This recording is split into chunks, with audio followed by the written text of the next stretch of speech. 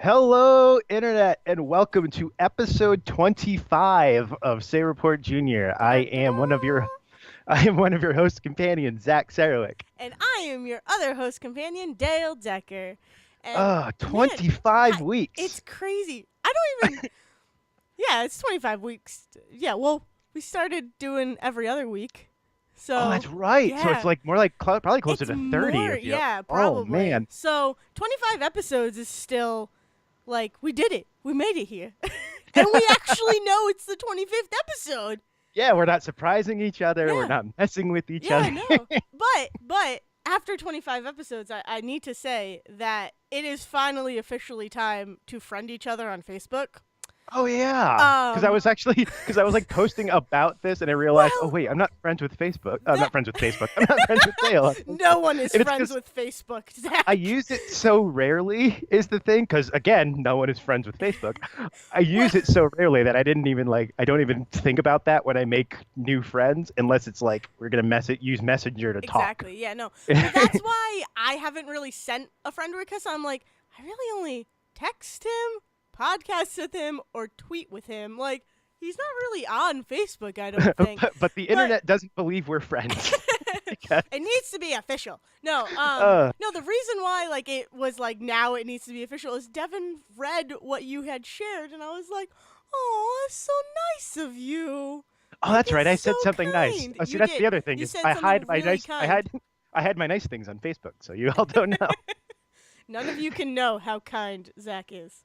Uh, Uh, but yes, 25. It is. I am excited. I am happy. and you had an exciting weekend, I so did. It I'm going started to. off shaky, but it was an exciting weekend. Ooh, well, here episode 25. I'm gonna mess up the whole thing we've got going, and Oh, instead of asking you how your week was, because I think you did the most this weekend. probably. I'm I gonna mean, I'm gonna I did like probably. two things for 36 hours at a time. I'm gonna talk real quick about what I did and then throw it to you. Alrighty. Uh, I played that Spider-Man game Of course that you everyone did. doesn't talk about. I picked it up like right before the day it released, and because I'm in the Mountain Time Zone, it released for me at 10 o'clock on the Thursday before, which was Nice. nice. Nice. So from Thursday through every other day, I've been playing for a few hours at a time, trying not to blow through it. It's a very good game. I don't want to spoil anything, so I'm not going to. I Appreciate will it. say that a couple of the things that I did not realize going into it is that we all kind of just assumed it would be like the Arkham Batman games. And in many ways it is, but in many ways it is not, especially in the combat system. Sweet. Okay. Like, it does not play the same exact way. It doesn't, it has its own flow and it flows fine. It just flows completely differently. So like the different gadgets and web things that you have, you don't have like the quick shot shortcuts that Batman has. Like if you hit these two buttons at the same time, you'll shoot this specific like gadget. They don't have that. And so like you do have to kind of like stop to if you want to switch things in between a fight, which you don't really have to.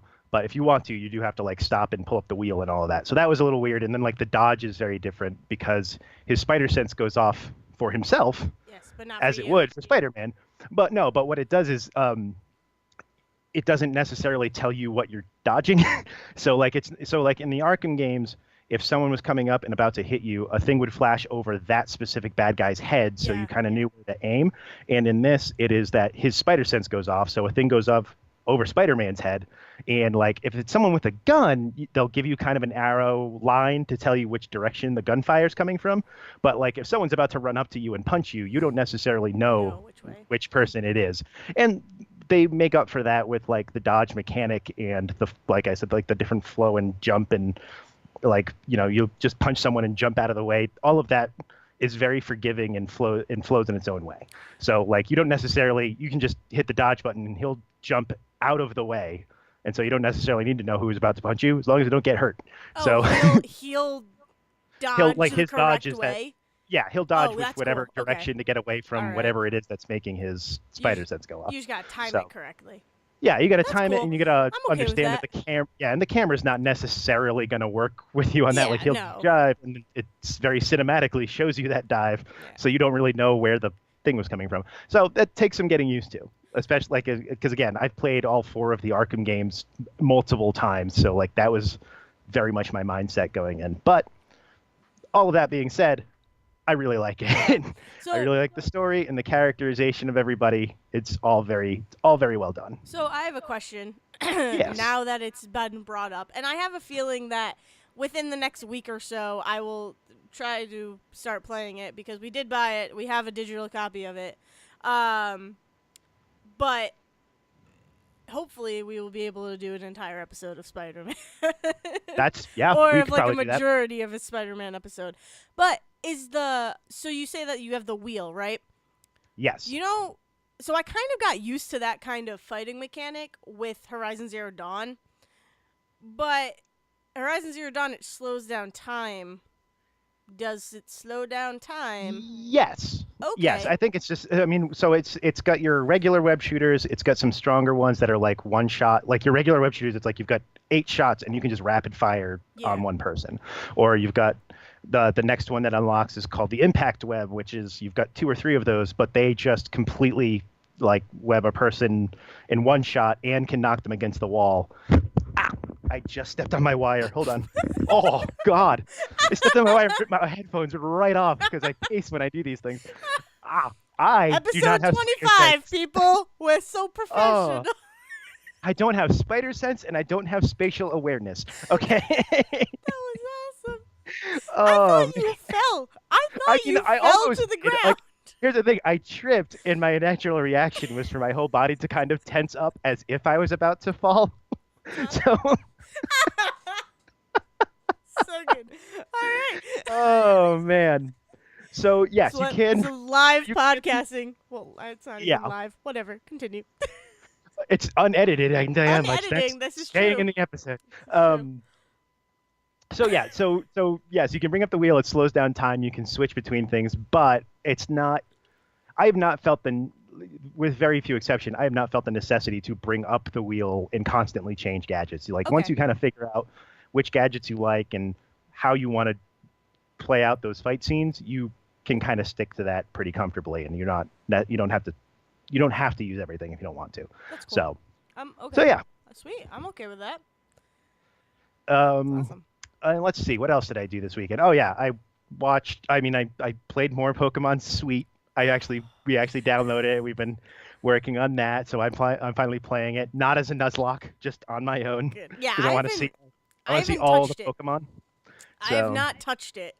So when we do, hopefully, eventually do our playthrough, which I hope is soon or in the near future, I am going in blind. Yeah, Like, yeah. I That's what don't- I did with Sweet Tooth. I was like, okay, the second one I just won't. Once I figured out the kind of opening to Sweet Tooth, I was like, okay, I don't need to play the rest of this because we'll Yeah. do that eventually. Exactly. But since I'd already watched the Nuzlocke Let's Play of the first one, I figured I would jump in and just try it myself. And oh man, like the amount to which I had kind of figured out Pokemon types, which admittedly not great, especially as the later generations, like as I hadn't been playing them as much, but the amount that I had that in my head, I didn't realize until it all got changed on me. Yeah. And so it's like, here's a brand new flavor type is what they call them in, Yeah. in Pokemon Sweet. And it's like, here's a whole new like graphs that you have to learn. And it's And like oh my God. you can use real world knowledge to help you get through Pokemon, like Oh, yeah, because type matchups. Yeah. Because it makes sense. Like Right. water's gonna put out fires, but Exactly. And like birds flying type against grass type because birds eat grass and, And bugs. bugs, And guess what and- they're strong against? exactly. Like, yes. so you can use real world knowledge. But like real world knowledge when it comes to flavors, it's like I think like cherry, I could be wrong. Like cherry is super effective against strawberry. No. It's like orange is What? weak to strawberry, cherry, and apple. Why? What? Those are not stronger flavors than the others. I don't Like- understand. Like I'm trying to think like you would eat those together in like a fruit bowl. They taste good. They complement each They other, if complement anything. It's not like orange and toothpaste type matchup. That would be easy to know what would Oh. happen. But yeah, But yeah, I mean so that's pretty much been. I mean that was really my. Oh, what was the one other thing I did? So Shudder did this other thing recently. The horror Netflix. I've mentioned them before. yes, you have. Um, right around whenever Friday the 13th was this year. I don't remember if it's June or July, but I for think it Friday the was 13th, July, yeah, but for maybe. Friday the 13th this year, Shudder brought back this guy who I think in the like 80s and 90s did the kind of like late night horror show kind of thing, like Elvira, kind of like that, but this was some cowboy dude. Oh, okay. And his name was Joe Bob Briggs. And Okay. they called it Joe. It was the last drive-in with Joe Bob Briggs coming back for his last show because he's been retired for years and just kind of goes to like horror conventions and stuff. And it's this older guy wears a cowboy outfit, sits in a recliner in like his living room set, quote unquote, and just talks about the movies. And so they did a 24-hour marathon, which was I think 14 movies overall. I think the joke was it was 13 plus one movies for Friday the 13th. Nice. And so on Shudder, you can watch that marathon still, and I think there's some other places you can get it. But what you get is you get the introduction and the kind of fake commercial breaks with him in between as he talks about the movies. So I watched the first one, which is this movie from the I think late 70s, early 80s called Tourist Trap, which I think is what. Do you remember the movie House of Wax with Chad Michael Murray back in the like early 2000s? I've heard of it. Yes. Yeah, this was apparently that was apparently a remake of this movie, which I didn't Oh. even realize until I got to the end of the movie and he talked about the fact that House of Wax was just as poorly received as Tourist Trap was. But it's a group of teenagers stop at a gas station with this weird mannequin wax museum for like gas or something, and of course the guy then kills them all. Happy Halloween. Yep. But it was just this strange thing. First off, it was just a really nostalgia heavy thing to be like have commercial breaks while I'm watching a movie again, which I just don't get. And he's talking about all of these. It would like cut in where it's like someone dies and then all of a sudden it cuts back to this guy sitting in a recliner and he's just like, man, that really was a scary one, wasn't it? Well, we know that Kaylee, isn't it so strange that Kaylee would make this decision? And I just never really understood that. But man, is that actress good? I really love her performance in this. And this movie never really got all the treatment it deserved because people just blew right past it. But really, it's such a wonderful slasher. And it was like, I wish we still had something like that. Like the closest thing we have to that is Mystery Science Theater, and they're making fun of the movie as they go through. And there is a certain level of we appreciate the art of this thing, which is why we make fun of it. But this was like a pure let's just get this goofy character to talk about how great these missed movies are. So I'm slowly making my way through that, and then that marathon was so big that Shudder actually broke at first. It was such a huge thing to bring this guy back. They got all of these new people to sign up for the service, and then like in the first like half of Tourist Trap, the whole servers went down and they had to like fix everything because it was so popular. So now he's coming back for Thanksgiving, he's coming back for Christmas, and he's getting a series next year. That's fantastic. Because when you break the internet, you ride that pony all the way to New Year's. So that was kind of my weekend mostly. Awesome. It was like, watch movies, played video games, played Spider-Man. That was it. That's fun. So, that's a good weekend. It was a perfectly calm weekend, but I did not participate in and do very well in certain convention God, what's the word I'm looking for? Tournament. There we go. Damn it. I wasn't sure if you were looking for challenge or tournament. Challenge also probably would have worked. Challenge Anyway, talk about you talk now. Okay. Considering it was called the Ultimate Gamer Challenge, that's what I thought you were going to go with, but that's fine. Oh, man. It's okay. I don't think I realized that was the name of it, and now I really wish. Now I'm even more mad that it wasn't streaming online because I would love the idea of like you've got like Beastmaster Ultimate Challenge on Netflix and like Ultimate Ninja Warrior on TV, and then it's like and also Ultimate Gamer Challenge. There's the air horn. Yeah. I was waiting for that.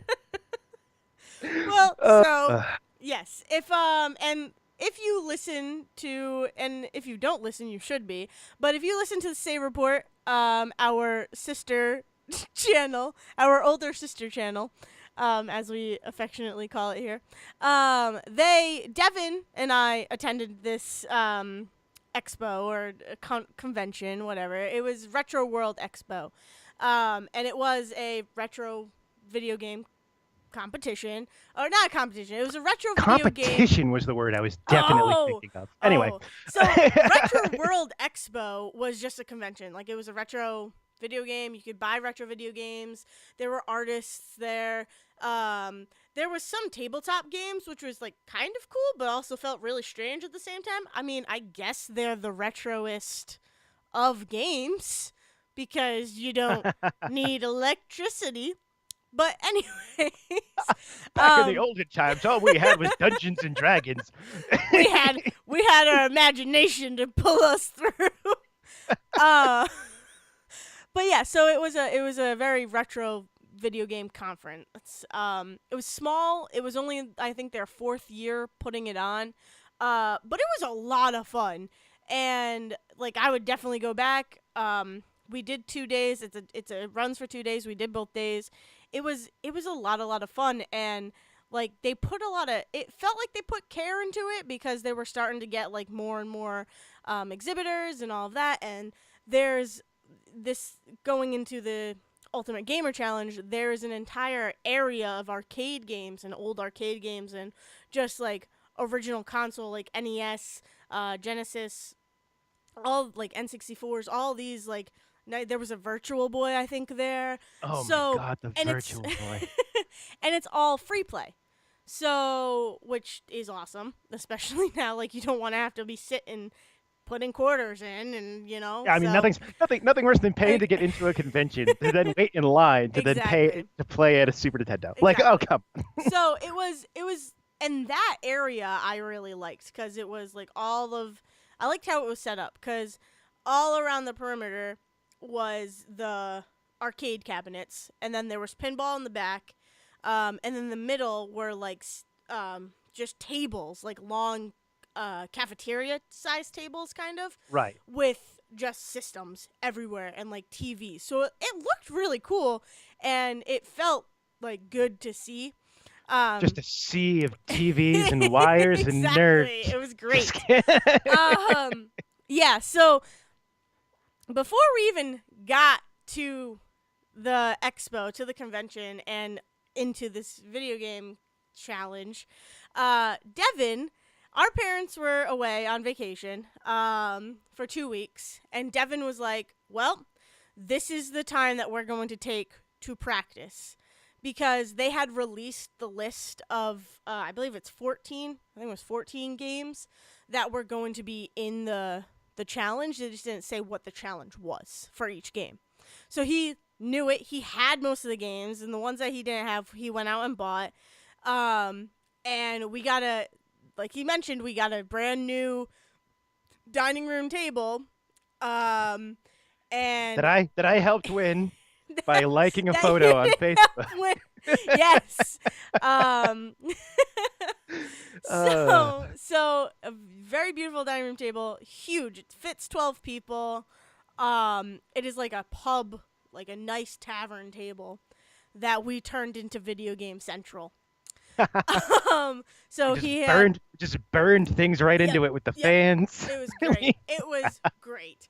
No, so we had 2 TVs set up, and just all the video game consoles that we needed to practice the games, because I had never seen most of them, let alone heard of some of them. So, like, I never knew that Tetrasphere was a game. I never knew about Power Stone, Vector Man. Like, I never heard of the Load Runner. Like, these are games I had never heard of. So I was like, well, Road Blasters. I'm like, well, I if anyone needs to practice, it's me. And the first week that we had it, we practiced like here and there. I was really only like sticking to 1 or 2 games. I'll list the games afterwards, but so then the second week I got sick, and I was like, well, when you're sick, what better thing to do than have a cup of tea and practice some retro video games? So I got to practice a good amount because I got sick, and I was like focusing on getting better so I could It's compete like and not being have to cough all the time. like being 12 all over again and be like, sorry, Exactly. my head hurts a little bit. I'm gonna stay home and just work this off. Yep. It was. It Make my way was. through some Final Fantasy VII. I'll catch you all later. Yeah. Peace out. So yeah, so that's how it started, and I was like really nervous that I was gonna be like super sick by the weekend. So I was like taking Zycam, I was drinking all the tea in the world, drinking all the apple juice, having all the soup. I'm like, I need to not feel crummy during this video game competition. And whatever, so we got there. So I will read the list of games, because I don't think you know them. Do you? No, You there was a don't, few of them right? that were. Devin mentioned a few of them, Yeah. but I don't think I did. So I don't think we got the full list. I don't think he might have. Or if he did, here's the thing. It came out. We're recording this a day earlier than usual, so Yes. we're recording on the same day that the episode dropped, which I listened to literally this morning as Me I was too. like waking up and having coffee. It's one of the only podcasts I have that comes out on Tuesday, so it's like one of the first things I listen to. So I listened to it. God knows how much I retained memory-wise. Okay. So Okay. Well, so for the people who don't listen to Say Report, here are the list of games. I'll give it in order of how they. So round 1 was Sequest, Load for the Atari, Load Runner for the NES, Tony Hawk Pro Skater 2 for PlayStation 1. I remember him talking about that. Yes. Yes. Super Ghouls and Ghosts for the SNES, and Centipede. All right, so that was round 1. And I remember, you'll probably get into this, but I remember a very enthusiastic text from someone Yes, you do. about how Centipede quickly became a favorite game. So Yes. So that was round 1. I had practiced Sequest like once on a computer, and it was not really the good way to practice it because it's a joystick. And oh God, yeah. so I get to the competition, and I'm like, okay, well, I'm gonna hold off on that. And when I did that, I was like, a joystick is so different, and it was like not the best joystick either. No, because it had been used So all I'm like, day. It was this. Oh probably God. loose inside its casing. So before we get too far into this, I guess this Yes. was one of my first big questions about kind of the structure of this tournament. Mhm. So you said this was kind of done in rounds, but was it kind of here? There are 4 games with 4 challenges, and you just kind of cycle through them in whatever order you want. Did Yes. they kind of have it? Okay. Yeah, so within that free play area, which was a little strange, I kind of thought it was going to be completely separate from the other convention goers, but Right. on some level I understand, because you were like, we signed up well in advance to get our spot in the tournament. People could sign up the day of. And which I don't really love this part of it, people could sign up the second day. I mean, that's a lot of makeup work, but yes, I guess. yes. So there were 3 rounds. 2 of the rounds were on Saturday. The third round was on Sunday, and then the final round was on Sunday as well. So you could sign up on the second day, which was just strange to me. But yeah, so in the free play area were the different consoles, and they had a sign that said Ultimate Gamer Challenge, Tournament Challenge, or whatever. Right, and I imagine some of that's consoles. right, Yeah. and I imagine some of that is probably space, just whatever space they had, and plugs and all of that. You're Yeah, kind of tied to exactly. whatever that comes. And also, you want people to be able to kind of. It sounded like people could kind of just wander through and watch you do that as they wanted, Yeah. which. Yeah, and like on one hand is like I get that. It's like people can walk up and leave if they want because no one should be forced to sit there and watch a game that they find boring. Like, but at the same time, like you said, it's a little strange that it's all kind of mixed in because, like, I feel like a bunch of people probably just didn't even notice what was happening at the time. Exactly, And like, yeah. there's probably a lot of people that went, "Oh, I miss Ghouls and Ghosts. I wanted to see Ghouls and Ghosts." Yeah. and it was so- weird because like I saw people going up to the tournament sections, and if there was no one rating, they would play the game. So I'm like, this is cool and kind of strange at the same time because, like, there's a tournament going on. We need that console. Like, Like I know when I was playing Ninja Gaiden, two kids came up, which like kids, I'm okay with kids coming up and playing video games because I'm all for that. There were a lot of kids there who were like so excited over retro games, which was awesome. Like I was playing Ninja Gaiden, and this was the most I felt someone coming up and like watching me. Like I know Devin was talking about how like and Siegen too, like there was no real spectatorship of it. Like no one was watching us except for during the final challenge and spoilers, during the final challenge and the referees. So Right. like it like you say like it's cool, it's a good idea because like people could just come up and like start watching us. But I don't think enough people knew that Right. a It sounds like tournament was really going on.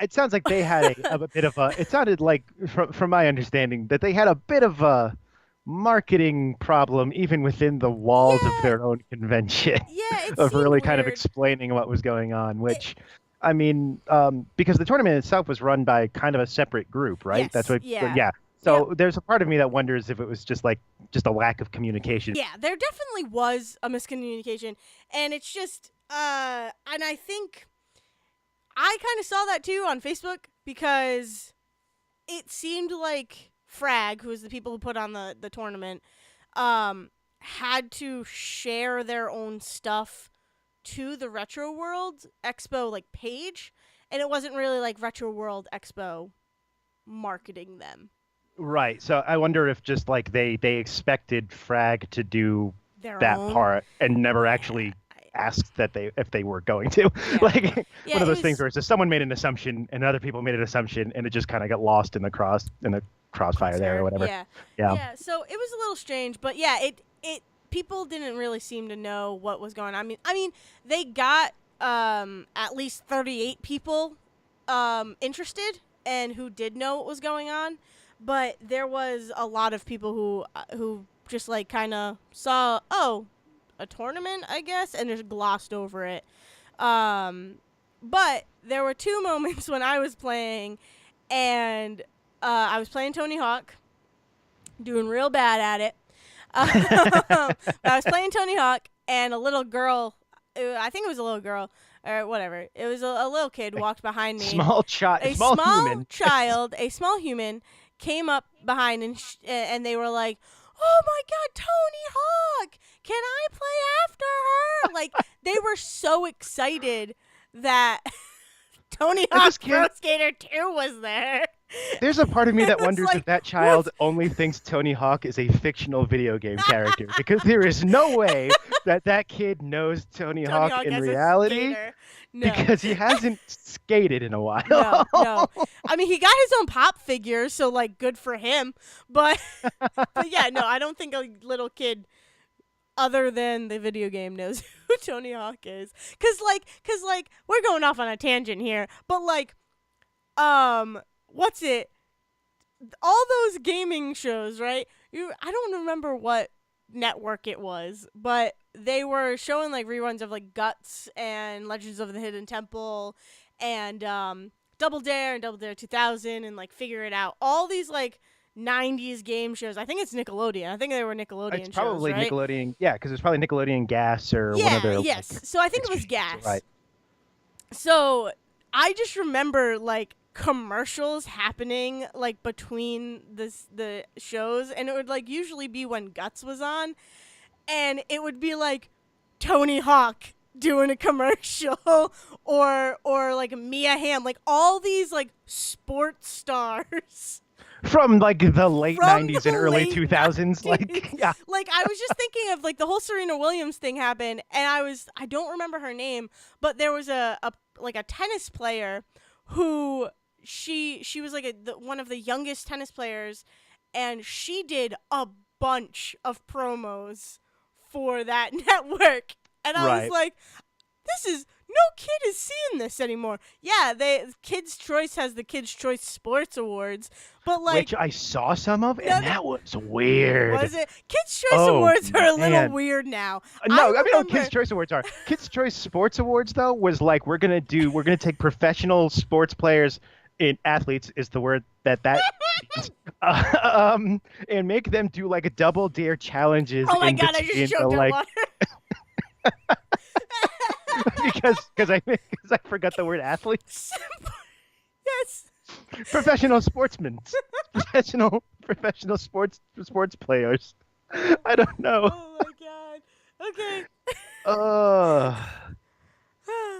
Crying over here. this episode's really just for It's us great. at It's this point. it's for us. Yes, this is true. Uh, but yeah, so kids choice awards sports is like the biggest thing I feel like kids now have to those promos that like I had and you had. Like it does not exist anymore.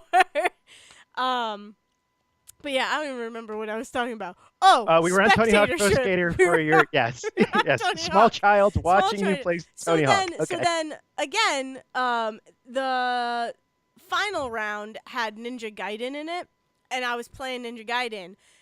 A kid came over, sat down, played a little bit.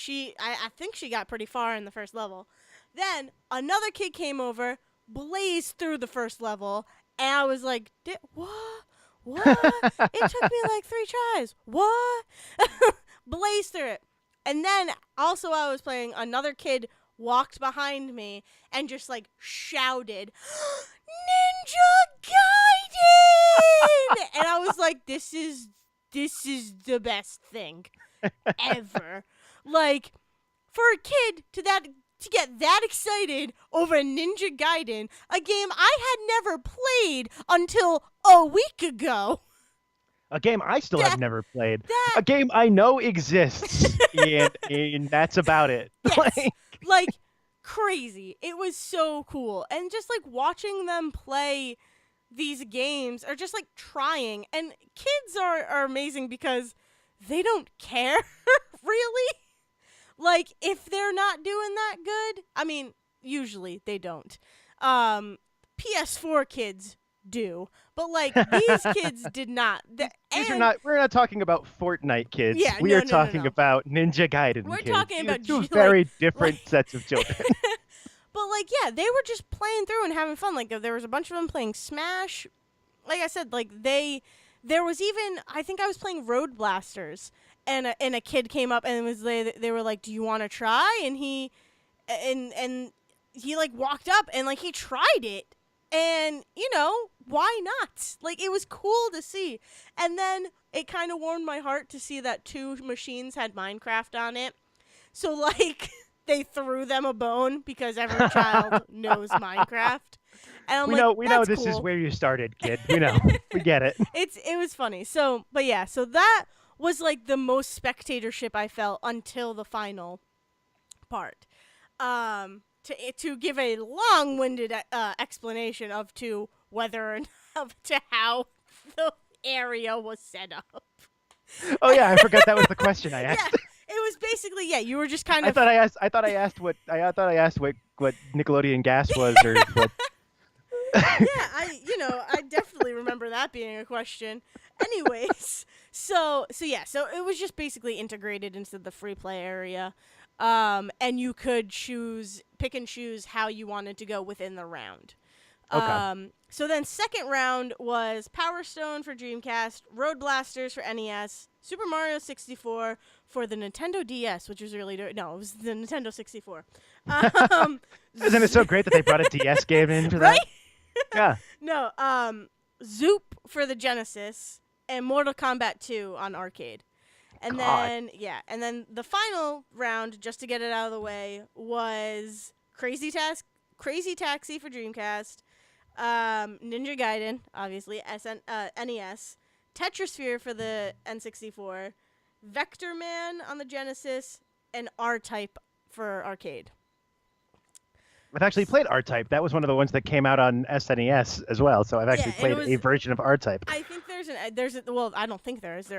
There's an emulator on the Wii as well, which is the one I practiced.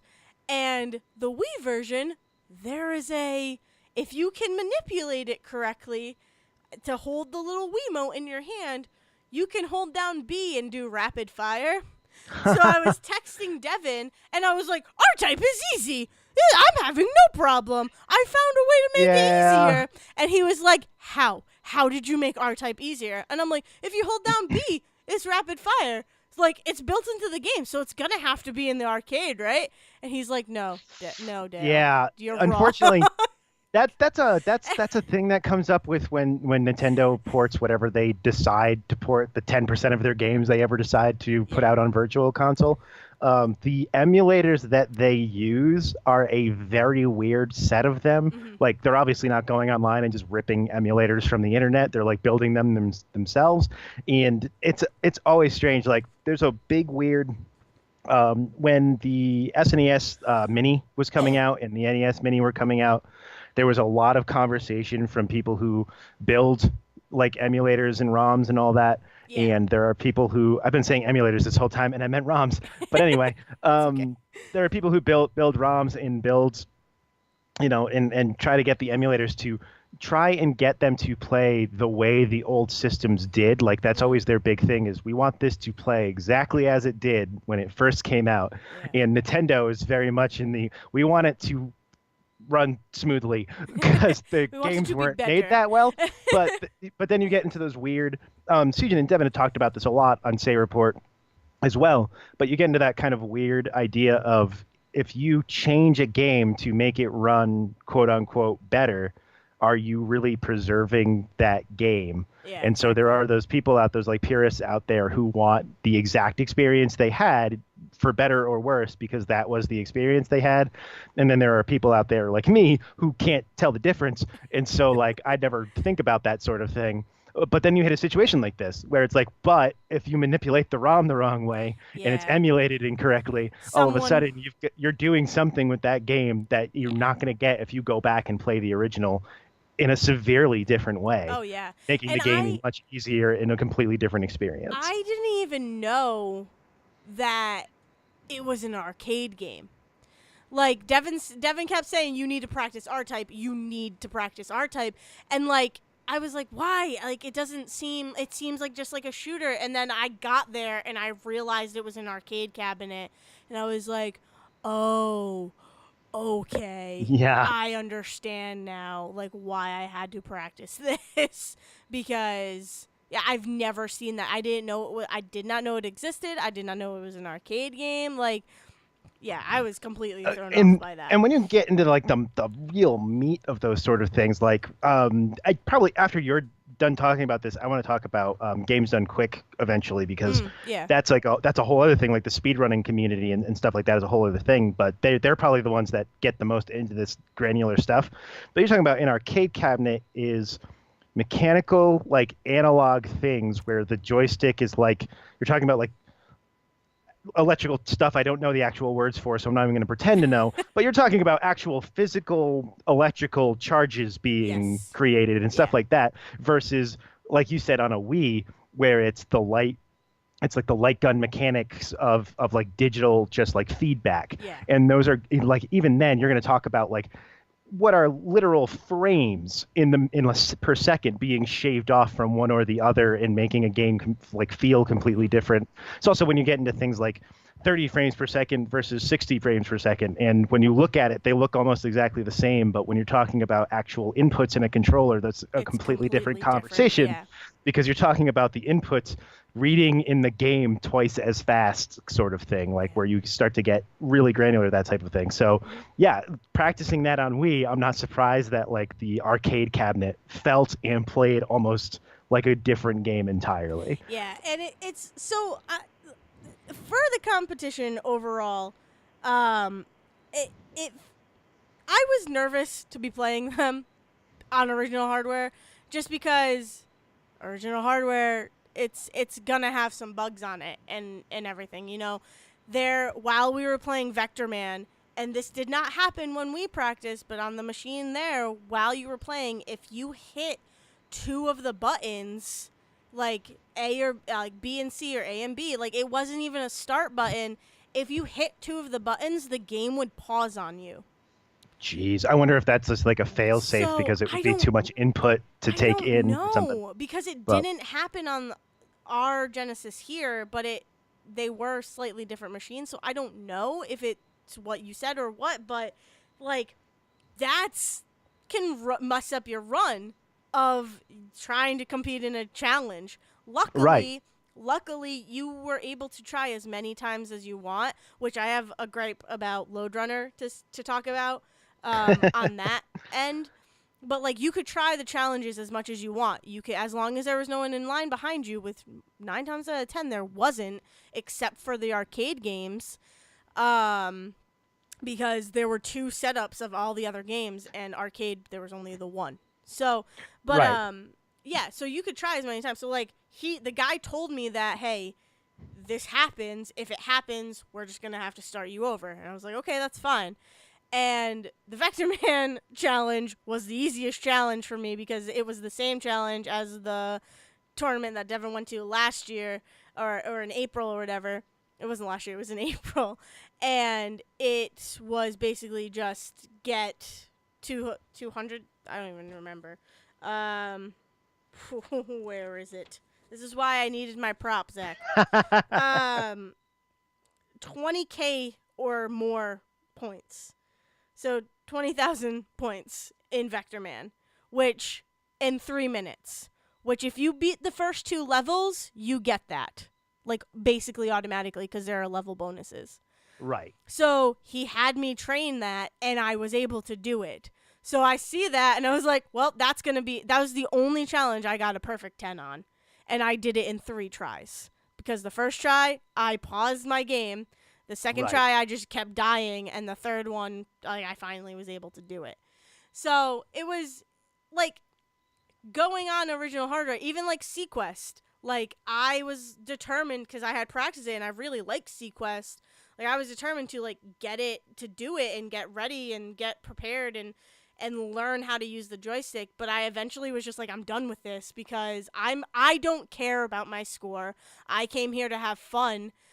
And I'm not going to sit here and use a piece of equipment and aggravate myself. Exactly, because I don't really know how to use the Atari joystick. And it was finicky. So I'm like, I'm just going to get annoyed. R-Type, same thing. And to a degree Centipede as well. Mortal Kombat, I only tried for like 2 seconds and I was like, I'm done with this. Which also apparently the cabinet for Mortal Kombat was set on the highest difficulty, and the convention would not allow the frag team to change the difficulty. So even though they were theoretically separated from the other free play cabinets. And no one knew that. Like I think the only reason why Devin knew is just because the frag guy told him. Like no one knew that they were fighting at the hardest difficulty. But, so yeah. So on some level, I understand why you set it at the highest difficulty because it is a free play event, and you don't want like a huge line build up. Right, you put that down at the easiest level, and one person is playing all day because it never ends. Right. Yeah. So, but R-Type, the joystick for R-Type was awful. Like you had to like grip it with like a bear claw to keep it where you wanted it to go. And in Centipede, which I will talk about Centipede, this might be a long episode, everybody. I was just thinking that, and I was like, you know what? I'm not even, just let it keep going. Yeah, exactly. I'm not even there's a lot happened. Like it was a small but big event. It was a big weekend. Yes, so. It was a big weekend. So in Centipede, which like people were complaining about because they didn't know, but it's written right there on the cabinet. So you have the trackball and you have the button. If you hold down the button, guess what? You have rapid fire. So like that's the way you play Centipede. You hold that button down, if you don't have an ammo count, you just always like any game whatsoever. I don't care what game you're playing. If you have infinite ammo, you spam that ammo button. Yeah. So, but and this, like I thought about this afterwards. It's clearly built into the game, especially considering on the cabinet itself, it says hold down button to rapid fire. I bet the rapid came out, I bet that was like a huge Oh, marketing I'm for that. sure. I bet that was like a Oh, thing that they were like, oh, it's like Space Invaders, but you don't yes. have to keep pressing the button. Yes. You just hold it down and just go. And we have this trackball, which like game changer there too. Right, exactly. Um like cuz I really like the trackball. But yeah, so as you're holding down the button though, like my Centipede story starts with this.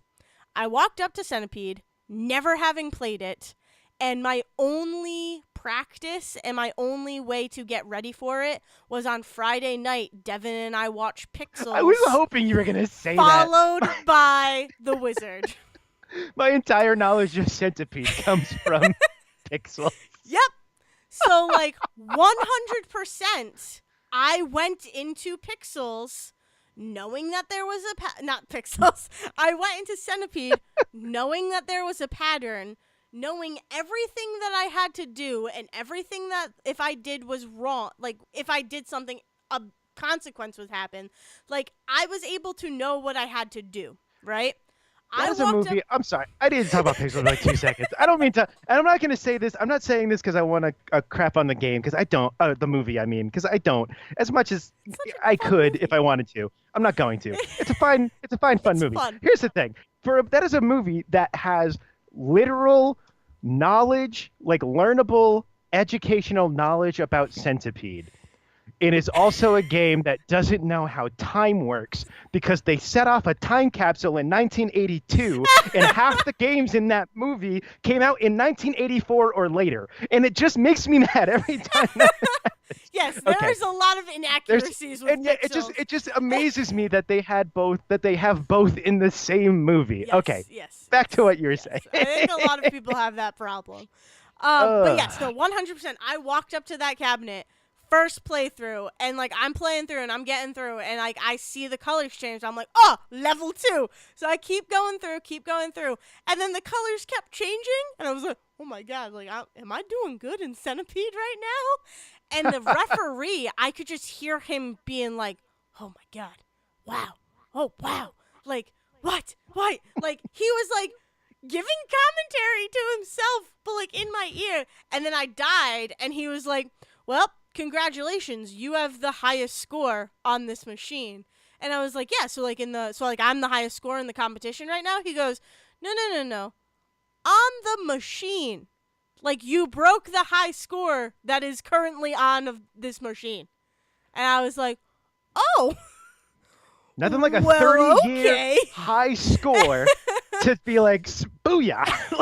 Like, and yes, I don't know how old the high score was, and it was a free play cabinet, so like it gave me the options to put my name in, but it did not save my name in any respect. It did not save the high score, but like him saying that felt pretty good still, because there was a high score recorded on it, and I beat that. Oh my God. So then I was like, oh, okay. I'm going to try again because there's no one behind me. Because, like, I've never played this game before, and I have a lot of fun with it. He's like, do it, fine, whatever. And I go, and I'm like, I don't beat my high score, but I get pretty darn close. And he's like, wow, wow. And I'm like... And then Fred Savage showed up. and then Fred Savage Dale and Fred went to the Nintendo World Champions. But yeah, no, so, and I held the high score for the Centipede, because all the arcade games were percentile based, so if you kept the high score, you automatically got a 10, and then whatever scores after that, it was based on, like, it was a percentage, which I really don't love how that was, but on the same level, it's probably easier to keep track that way of people's Right. scores. But anyways... Especially, like, as you said, if the machine itself is not actually saving those numbers, exactly. Yeah. And they had score sheets, so they were writing down everybody's physical score. But yeah, but that rapid fire button, like, because I was playing Centipede so much, like, that was the game I focused on during round 1 because all the other ones, Load Runner, the woman only gave me 1 try, it felt like, because I was about to try again. She's like, oh, you only have 1 life. And I was like, okay, cool, that's not how this is running, but okay, I'm going to leave you now. Load Runner's a garbage game anyways. Bye-bye. So I, like, real quick left there. Got 1 point on that because I tried it. Load Runner's, I hated it. Devin did really my own well. Load Runner. But, like, Blackjack man. and hook. Out of here. I really didn't like it. And yeah, so the other games I like did what I wanted to, did not really try them again. Sequest, I was like, I'm not gonna try this. Tony Hawk, the most I tried was I got like just shy of 5,000 points, and the dude was like, you're getting closer, you could get 1 more point. So I did, and I got the 4 points for whatever that was. And then Super Ghouls and Ghosts, the challenge was to get 40 money bags without before losing all 3 of your lives, and I got 10 money bags. So I'm like, I'll take, and that gave me a score of 6. And I'm like, you know what? I'm good. I like Super Ghouls and Ghosts. I impressed the hell out of the referee because I got to a part in the game that she had never seen before, which, like, go listen to Say Report because they have a lot to talk about. I was gonna say it sounds like like you weren't using Devin's trick of dying and just going back and getting the same ones all over again. I was and I wasn't because I was like, oh, I could just do that, but there's no way I'm gonna get 40 bags because I can't beat. There's 1 part in the first level. I've never beat the first level of Super Girls and Ghosts. So it was like, I just needed to try my hardest to get through. And I would get as imagine many bags you're as I in the could. majority of that. Yes. So, like, I impressed her, so I was like, whatever.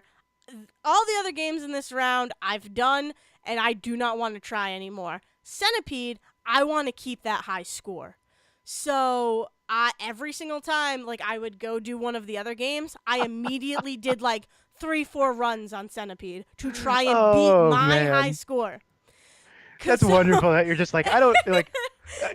What's amazing is I know what place you got in all of this. So the fact that your strategy was, I'm just gonna get what I can on these, and then go back to the one game I'm very good at. Yes. And the fact that you still like that strategy worked for you is amazing. Somehow, I don't know how it did. Well, an entire strategy based on I'm gonna do what I want to do because I want to have fun. And like, okay, exactly. Tortoise, beat the hare then. Yeah. I guess. But like Centipede was so much fun for me, and people were like getting so upset that the rapid fire wasn't working for them.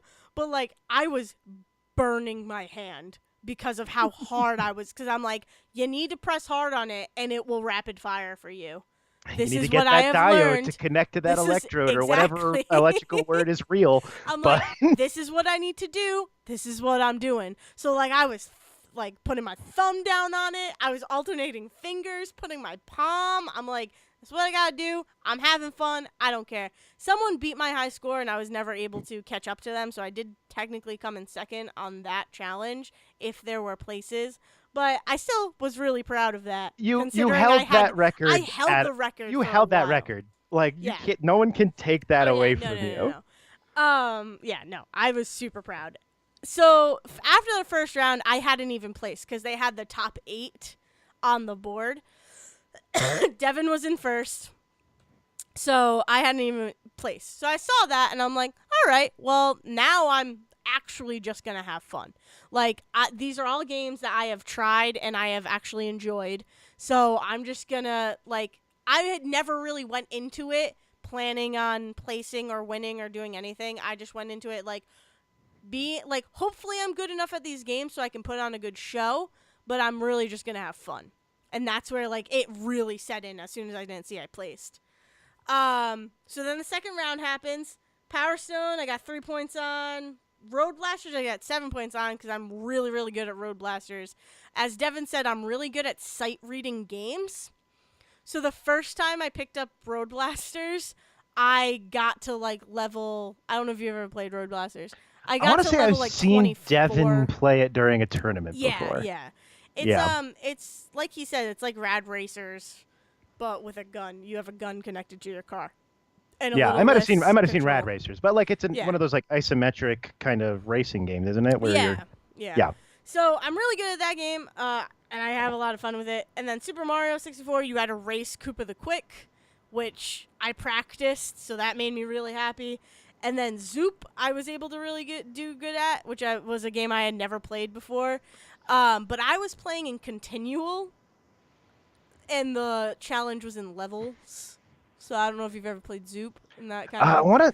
What does It's the main character look like in Zoop? Is it so the thing with the? it's not a character. It's all Okay, shapes. So it's okay, never mind basically then. It's a different game that I'm thinking of it's then. like I don't know what game it is, but it's the game where you have a little cannon at the bottom of the screen and there's like a little color ball and you like have to shoot the color ball to like it's like reverse Tetris in a way. Like Brick Breaker, just like all the different kind of like there's a Yeah. block of things to knock around and you just have to make sure. Yeah, there's like 80. That's like a Yeah, whole it's genre like in and of itself. so But yes, I know what you're talking it's about. like that, but it's on a cube based. So like Okay. you're in the middle of this like square and you have to get the colors before they invade the square. But Okay. it's coming from all four sides. So Okay. it's a really fun game. It's very frustrating, but it's a lot of fun. So yeah, and then it was Mortal Kombat, which like again, so like this round I was like, these are all games that I'm not great at. I'm fair, I can put on a good show, but I'm not great at. And at the end of round 2, I actually had placed 7th. So I was in the top 7 gamers. So I was Just like, gotta there you go. Just well, gotta keep all working your way up right. yeah, Like, just keep working your way up that ladder. yeah, no. Like And then the final round was all the games that like I knew really, really well.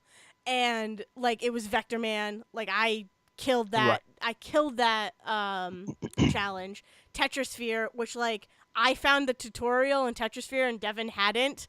And so I told him, I'm like, I know how to play it now. And he's like, what? And I was able to like keep beating my score, and then I as love soon that as like he you found it, walk in the room like, yeah, no, I know how to play. And he's like, what? How? And it's like, I read the instructions.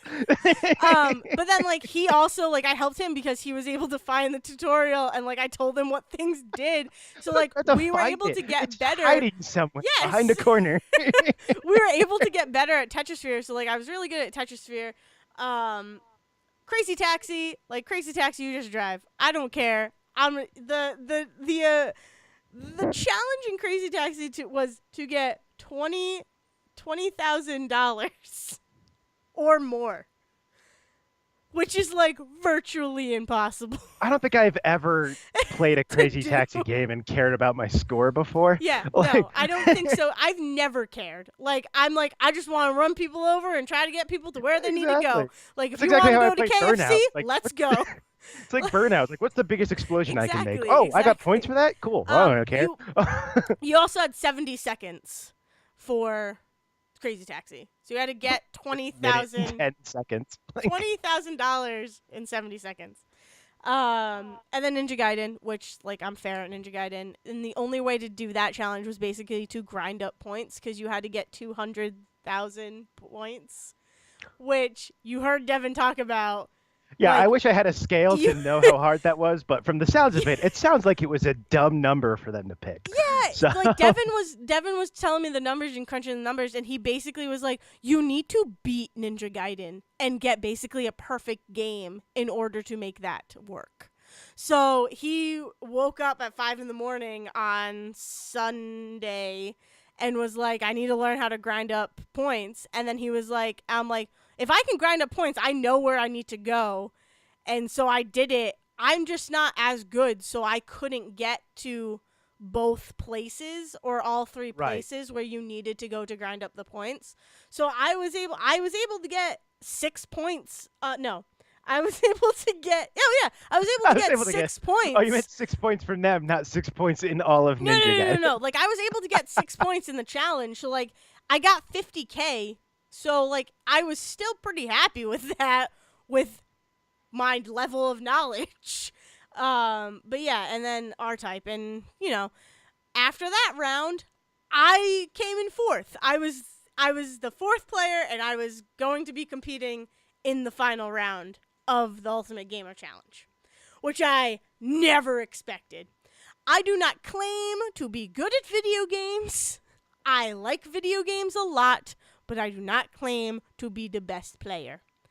Take And your power glove and and just walk away. 'Cause I and don't I don't claim to be good at video games. I'm just number 4. hey, Look at me go. listen. I was so surprised. I almost did not believe it because of how badly my first 2 rounds were. I mean, they weren't really that bad. But anyways, so I came in 4th and I was moving on to the last competition. The final challenge was Which I got questions about Yes. the way that this thing was structured. Yes. All right. So So what are your questions? And maybe I can answer so those before I tell you the whole story of how it went down from my point so of view. so Devin described it as like the first 3 games where this relay race Yes. you go through and you do these challenges for these 3 different games, and then it culminates in the multiplayer final game. Yes. I don't get why they had a relay race running up to that in the first place. Yeah. Because what's the point of a race where someone can come in first in the race if they then get on stage and have to wait for the other 3 people? Exactly. So, and that actually hadn't even entered my mind until our drive home, and Devin and I were talking about it. And like all the other challenges were all single player games. Like it was really you against the game. And then having it end on player versus player just seemed very out of nowhere. And it's almost like everything I just did, you basically just threw in the trash and it doesn't matter anymore. You know, and even then, like, it's not even like it's either. It should have been one or the other. Like, if they decided that the finale was just going to be a multiplayer finale between these 4 people, that's. Yes. I mean, I'm fine with that. I don't. Yeah. I mean, it's still weird that you change the structure up to that. But do one or the other. Yeah. Don't start the finale with single player Now, and then end it on multiplayer, which could then theoretically whoever came in last in the relay race still end up winning after all of that. Like what is the advantage to winning first if it's going to end in a multiplayer? Yeah, exactly. I just need to point this out because there's been a lot of other craziness. I just saw a huge bug crawl by me, and it looked like a centipede. So it's like I feel like I conjured up a centipede, and it is now walking around in my basement. Anyways, so yes, it was a very strange way to end it, and I didn't even realize like how strange it was until we started talking about it. And mainly the reason why I didn't understand and think of how strange that kind of like switch up was the challenges were get 20 lines in Tetris. Then they would switch you over to Sonic 2. You had to get 100 rings and hold on to 100 rings. You had to have 100 rings flash on, like, shown on screen. Right, like when you reach the goal of the level, yes. have 100 No, rings. not even if you reach the goal of the level. Just collect 100 rings. Needed 100 rings. Okay. Super Mario, and then it switched to Super Mario World, where you had to beat Iggy's castle. You had to be the first castle. All right. Right. So, and then it was a PvP 4-player GoldenEye match, which I've never played. I don't understand. Why don't you make it? I mean, if you're gonna do that, you make it the top 2, like the 2 people who won the relay race, like, then go on to do the multiplayer against each other. Split it up into 2 rounds. Or do 1 and 2 versus 3 and 4, and then come in that way, or something. Bracket like it that. or something. Yes. And I feel like timing was an issue, so they kind of just smushed it all together. Now, before I go any further, I would like to say that I commemorate and I congratulate Frag because, like, I appreciate what they did. They were able to create this challenge. It was fun. I had a lot of fun doing it. I am not happy with some things that happened during the final, and I don't want that to, like, seem like I'm upset with them in a way. But they do seem like a very nice. I've never really interacted with them before this weekend. They seem like a nice organization. If you like retro games, they're a good resource and a good place to turn to because they seem like they really enjoy retro games and they know, or most of the people know a lot about retro games and everything like that. So I just want that disclaimer out there. But we go into the final challenge. And as soon as he says that we have to get 20 rows in Tetris, I was like, all right, well, I've had fun this weekend because there is no way that I am getting 20 lines in Tetris. I am horrible at Tetris. The only time I've played Tetris before as a kid, and I would play for like 5 minutes because I'm like, this is stupid. I can't figure it out, whatever. The only other time I've really played the original, the NES Tetris, was with Devin, and we did one game or one controller, two hands. So he controlled like the flipping, and I controlled where it went. And it was just on a laptop on a train to Philadelphia because we were passing time. And that's really my knowledge of Tetris. I don't like Tetris. I like Tetrisphere because for some reason I can think better in Tetrisphere than I can in Tetris. But anyways, weirdly, you've got better 3D three-dimensional thinking. Yes, exactly. Yeah. So Tetris, not my game. So as soon as he says that, I'm like, all right, well, that sucks because I'm pretty good at Sonic, even though collecting rings is not the goal of Sonic. I'm pretty good at Sonic, and I literally just beat Iggy's Castle like the other day. Literally played through those first 4 levels and beat Iggy's Castle. So it sucks that Tetris is the first challenge because I'm just going to be stuck on Tetris for the whole challenge. Which, again, I don't care because I've already come in fourth. I'm already proud of myself. I've already been given a prize package from a brewery. Got a growler. Which, by the way, sounded way more exciting than anything else. Like, I was like, I would love, like, that sounds great. Exactly. Give me beer and video game memorabilia, and I'm a happy man. So we won a growler at this place. We got a T-shirt from there. We also got a Legend of Zelda Breath of the Wild like little gift box that had a pin and like some cards and postcards. Like, that was great. I was already well content, very happy with everything that had gone down. So we go through, Tetris starts, and I'm like, well, all right. I was able to get 8 lines, which I was happy about because I've never been able to get more than like maybe 4 before. So I was like, sweet. I build up to the top, die. Have to start again. I go through, I get 8 more rows, die. By this time, everybody else has practically... Devin definitely did. And everybody else was like on to the other challenges. And while I was doing Tetris, I think Devin was even able to get up on stage to start doing GoldenEye. Like, that's how long I was in the Tetris part of the challenge.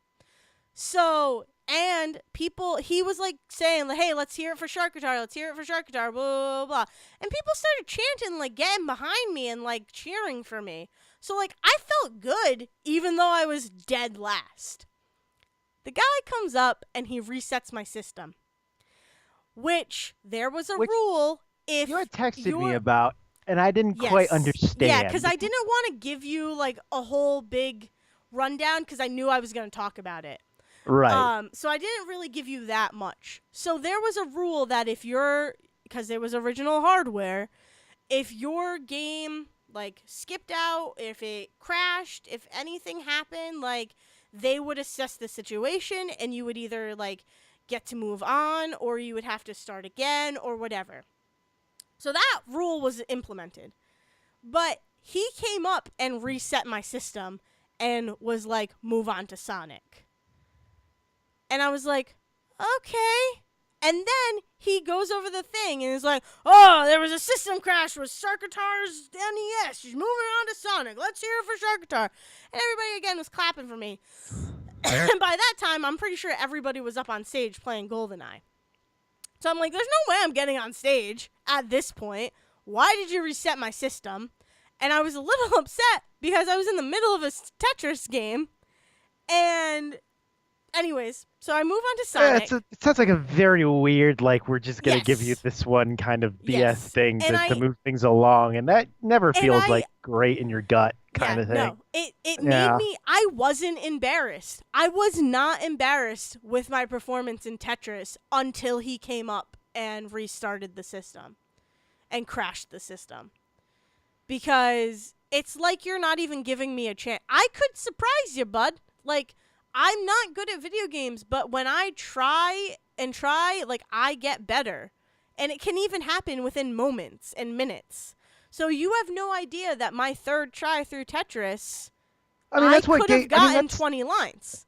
and You that's what know? gaming is really like. I mean, That's that's what what it's about. so much of gaming is about. Is that like you try and sometimes it's it's a lot of skill and a little bit of luck that just gets you Yes. through that. Like you Yeah. get the right shapes to work with, Mhm. and that luck complements the skill you're bringing to the table in a way that just works for you. Yeah.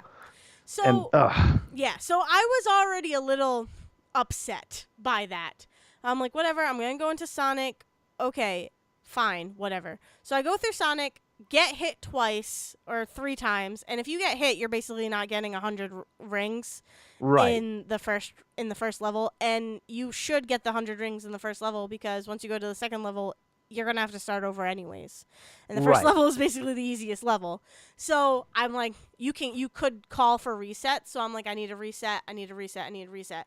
I finally get the 100 rings organically. Got them on my own. Like, it was good. It felt good because I was like, finally, I completed one of these challenges on my own. Go on to Super Mario World. By this time, everybody is definitely already into GoldenEye. And I'm like, And okay, I like Super Mario World. I'm just going to have fun now. Like, I'm just going to play the game. I'm still going to compete. I'm still going to try my hardest. But, like, I'm just going to have fun at this point. And I guess like my question again with the again just with the multiplayer aspect of this, because I'm like trying to picture this, are the 3 people sitting on stage playing GoldenEye without you, or are they Yes. sitting there waiting? No, they're playing without me. So I don't understand why there's a multiplayer aspect. Yeah. Like I don't get that. Was there like a point level that they were trying to get 20 to? Like how does that? points. They were Okay, trying to see, get maybe 20 points. So the okay, first that I person, think is 20. the thing I was missing. Yeah. Okay, that's the part I think was missing. Yeah, Was like how do you play like a because in my head it was like, oh no, we're gonna do a one. It's just a 4-player death match and last man standing wins, which means that which means that we just all raced to sit here and wait for all 4 of us to get up here Exactly. anyway. Yeah, Was no. the thing that in my head. Okay, that makes a little bit Yes. more sense now. So yeah, Little bit, not a ton. Devin gets up there, and I think someone soon followed after him, and so they were fighting.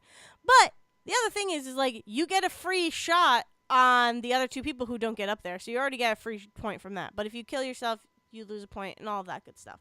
So Okay. yeah, but they're up there, they're competing on a small screen, hunched together. You can barely move, you can barely see the screen. Like, it wasn't that great of a situation, anyways. But so I'm playing through Mario, and I'm like, okay, there's no way I'm getting up to GoldenEye. I've never played GoldenEye. Even if I get up there, which, like, I'll be happy if I get up there, I can beat these levels. I know I can. If I get up there, it's probably, like, I've had fun. I've had fun today. So I go through Mario, and I was like, maybe I should hit the yellow switch, but that's going to take time. Right. At this point in time, I probably should have, because I was already last. I might as well have given myself the handicap of the yellow switches. But I didn't, because I was like, whatever. I'm just going to go through. If I lose lives, I lose lives. I start over. Why not? Who cares?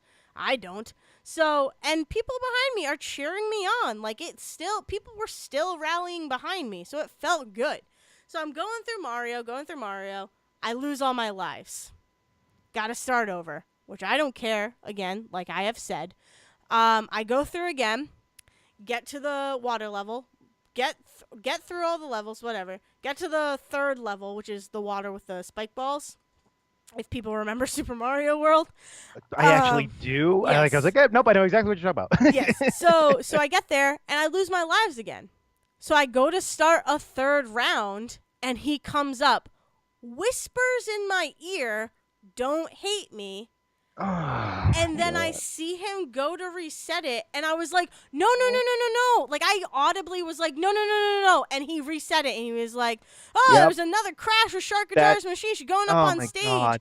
And I was like, what? That just reeks of like a dude that was like getting impatient and like they're running out of time and we're just gonna do this and that. So that sucks. It kind of, like, just felt, I don't know, not demeaning, but, like, I wasn't given it, like, I didn't get to finish the other challenge. I didn't get to have small victories for myself except for Sonic. And then the kicker of it all is I get up on stage, start playing GoldenEye, no idea what I'm doing. I'm running in fucking circles, can't open doors. I finally get killed once, so I respawn somewhere, finally figure out where to go. I accidentally killed Devin. Like, I killed Devin's character, and I was like, oh well, I'm sorry. Like, I I'll didn't take mean it. to. I don't know who any of you are in this game. I've never played this game before. And then the kid who won the final challenge killed me. Like, that was my GoldenEye stuff. I just picture in a So, comedy like, spy movie that you just like bumbled into a room and dropped your gun and accidentally shot Devin as he came around the corner. Like, oh, hold on, let me just I'm get sorry. there. I'm sorry. Yeah, so it just, like, it kind of sucked because if I hadn't gone up on stage, it would have kept going on. Like, him killing me was the reason why he won. I mean, he might have gotten another kill from someone else, but, like, because I had no idea what I was doing and all of that, like, he just got... Yeah, but he also had to find you. I mean, Yes, that's the thing. exactly. Like, you can't That be, is you can't, true. That you is don't want very to, true. you don't want to get in and be like, well, if I wasn't there, well, I mean, Yes, like you no. said, he was already. I mean, obviously, he was already the point away. Mhm. You know, like, I don't know how close Devin was behind him because I know he Yeah, came in He second. definitely came in second, yeah. But like, yeah, I mean, I mean, at the same time, he could have walked around and found your still standing there body because you weren't on Yes. stage playing. Like, it's not like you weren't in the game at all theoretically, Yeah, just true. because, yeah. Yeah. So it kind of sucks because, like, then what's going through my head, and then he comes up, he gives us our small little trophies, which I'm very proud of. I'm very happy I got a trophy from it that says finalist and all of that. And he's like shaking our hands, and he again says to me, "Please don't hate me." And I'm like, just let it go, dude. Like, please just don't bring it up again. Like, I was fine. Like, whatever. Then we're all talking, and he comes up to me again and is like, he's like, I hope you understand why I did that. And As it's a like, as it's a not dude the with point, guy. Like, it's not the point that I understand why you did it. It's that you did it. You know? Yeah. Like, it doesn't...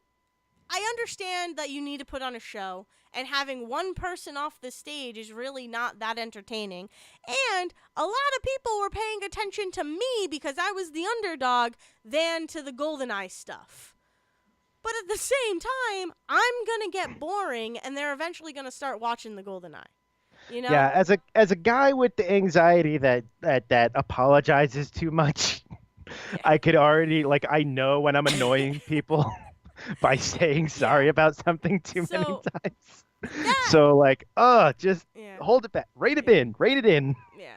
It was just like, it really bummed me out because, like, I felt good about everything except for that, because it's like, you're not even really giving me the chance to do anything. And, like, yeah, I am sitting here and I really don't think that I would have gotten past Tetris, but who knows?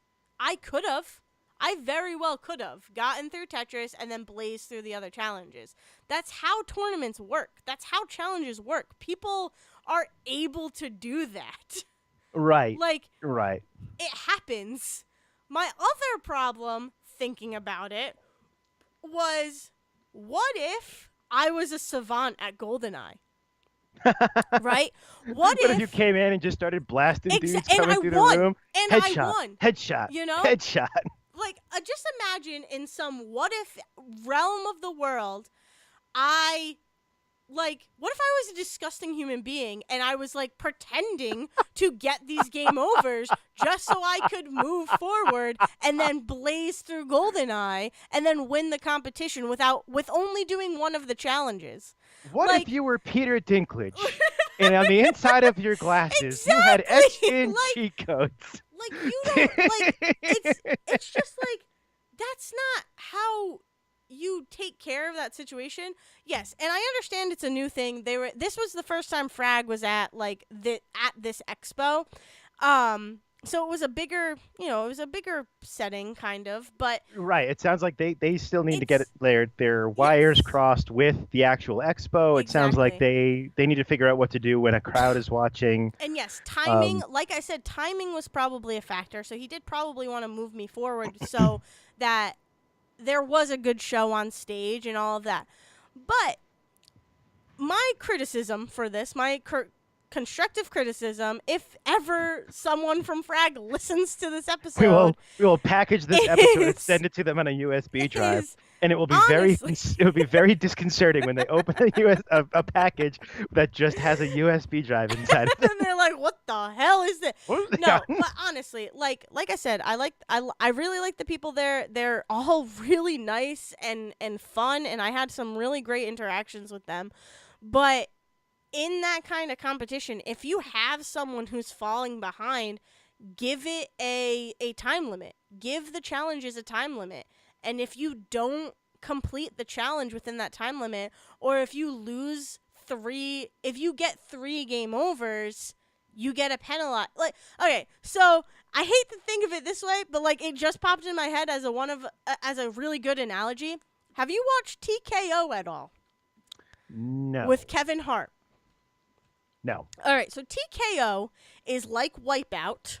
If you've ever seen Okay. Wipeout, yes. Yes, I have. So Okay. TKO, there are 4 areas of the challenge. Correct. This is an hour and 20-minute episode. It's fine. It's fine. There are four sections of the. It's almost over. 4 sections of the challenge, right? You have a runner going through the sections, and you have 4 other people up above who are throwing obstacles at this person, who are trying to make it harder. If you fall once, that's fine. It's a KO. You have to start the section again. All right? If you fall a second time, it's a TKO. You're given a 1-minute penalty added to your time. And then you move on to the next challenge. Right. Right? So, if you fall 8 times, you get 4 seconds added to your. If I'm remembering correctly, you get 4 seconds added to your time at the end. That's how a relay like this should be run. And it's if you die 3 times in Tetris, you get 5 seconds added to your. It should be time based. It should be like a race. It should be a race. And having the multiplayer thing doesn't really work into that either. No, it really doesn't. But think of it that way. If it's a race, if you're making it a relay race, make it a race. Time people. And That's what they did in the Wizard. exactly, it was a race. It was a race, yes. And it was 1 game in the Wizard. But that's how you fairly do that. And that's how a person who is falling behind can still stay in the competition, because then it could play strategy into it.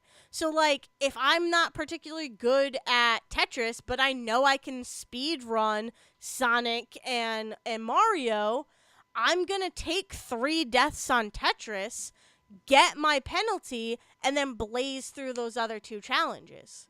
Right. It adds strategy to it, other than I just need to get 20 lines. Oh, now I just need to get 100 rings. Now I just need to complete four levels and a castle, it's just, it adds a level to the competition that I think this one needed, so that's just where I'm coming from.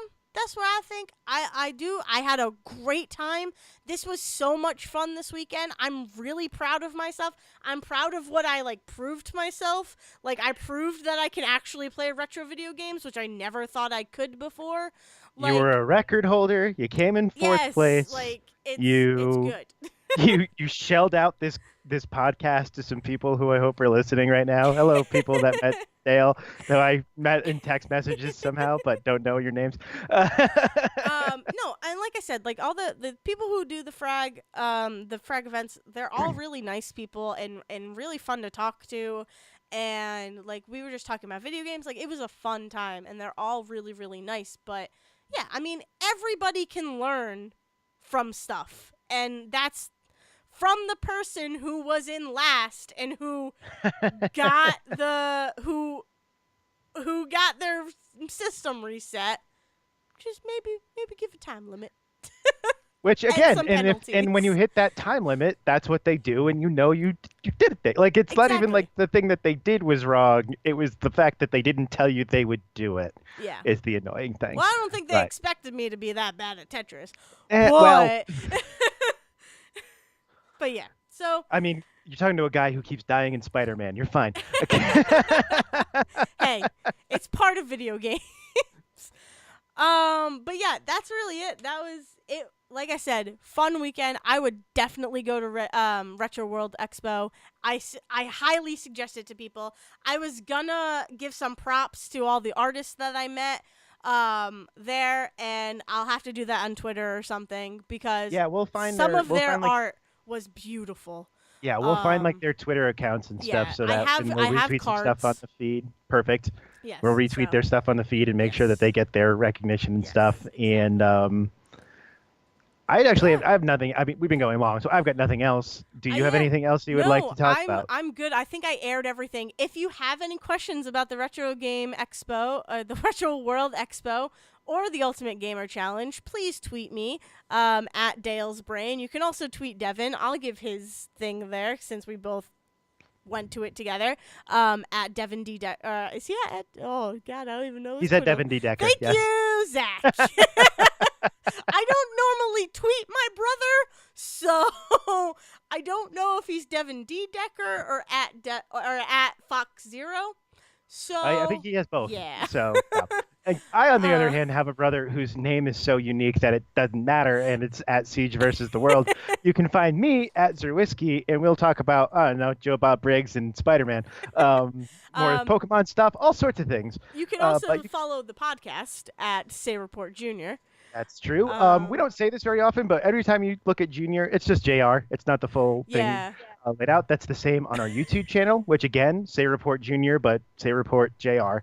So if you search the full one, I don't think will come up. No. I don't think so. But yeah, this has been a great 25 weeks. 25. Yes. Yes, it has. I am again, so happy. We alluded to the Facebook thing earlier. I will say this, like just on the podcast itself, this has been an amazing 6 months or whatever the hell we've been doing this long. I just looked at when I was looking at the Say Report YouTube page, which has our original pilot episode, and that went up in February of 2018. Wow. So like Yeah, that was the end of February. I think we started in March. Yes. So yeah, this has been a great thing for me. I love taking like an hour or two out of my week to just love things and so like just like we do our complaining about stuff and rewriting movies all the time, but we're good at it. Really thank you. But it is 2 hours out of my week where I get to like sit down and have a conversation with a friend of just like enthusiastic anything. Exactly. And Yes. I have loved every minute of it. Same here. So I'm so happy that this has worked out the way it has. Yeah, I am. It makes me so happy to like have things come up and be like, I get to talk about that on the podcast. Like, I get to talk about that with Zack. Like, it is a very great experience, and I've had so much fun with it, and I'm very proud that we have gotten to 25 episodes because I feel like a lot of these kind of projects happen and they just fizzle away. And I'm happy that we've been able to keep it going. And even with scheduling conflicts, if we have them, we are able to get an episode out. And I'm very proud of us for that. And proud of our friendship and very happy with our friendship that is built. Boy, howdy, I didn't know how to answer that. So I think the only way to answer that is that everybody should go get ice cream. And Liz should take it away. Bye, everybody. Thank you for listening to The Say Report with your hosts, Dayle Decker and Zack Sarowik. Please follow the guys on Twitter and Facebook by searching for The Say Report, and you can always subscribe on your podcast channel so this is delivered straight to you and you can enjoy it every week. With apologies to your mother, we'll see you next time.